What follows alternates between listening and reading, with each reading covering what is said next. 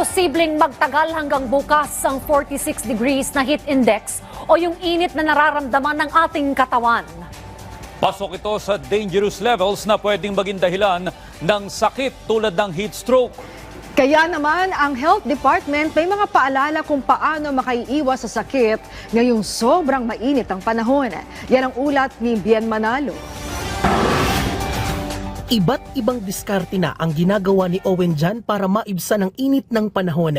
Lalo pa at mas ramdam niya ang pagtaas ng temperatura sa kalsada bilang isang traffic enforcer sa Quezon City.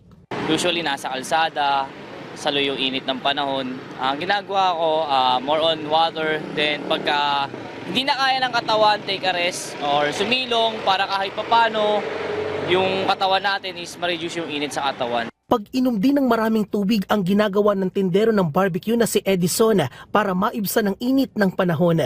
Lalo pa at maghapon din ang kanyang pagtitinda sa lansangan. Minsan, papapalit ako doon sa ibang kong kasama para maibsan ko talaga yung init.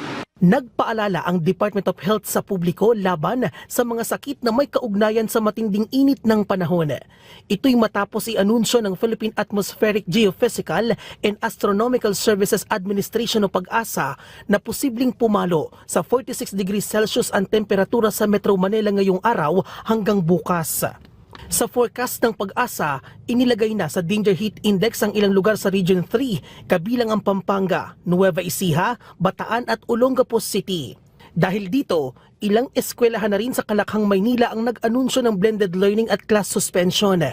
Ayon sa PAGASA, mauuri bilang extreme cold zone ang temperatura kung ito ay umabot sa 33 hanggang 41 degrees Celsius, habang danger level naman kung ito ay nasa 42 hanggang 51 degrees Celsius.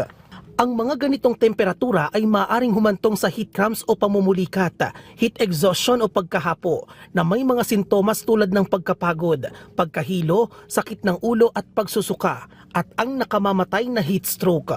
Ang heat stroke ay isang kondisyon na may pagkawala ng malay, pagkalito o kaya ay mga seizure o kumbulsyon na nakamamatay kung hindi agad maaagapan. Ilan sa pwedeng gawin sakaling makaramdam o maobserbahan ang alinmang sintomas ng heat stroke. Una, ilipat ang tao sa isang malilim at malamig na lugar at ayusin ang ventilasyon. Tanggalin ang panlabas sa damit ng tao at maglagay ng malamig na compress, ice pack, malamig na tubig o malamig na basang tela sa balata, lalo na sa bandang ulo, mukha, leeg, kilikili, pulso, bukong-bukong at singit.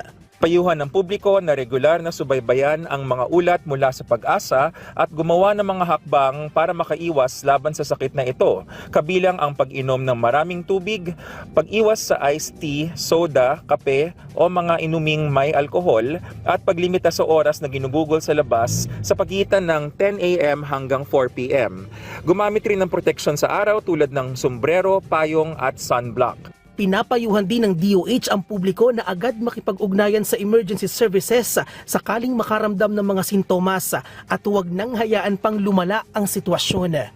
Bien Manalo para sa Pambansang TV sa Bagong Pilipinas.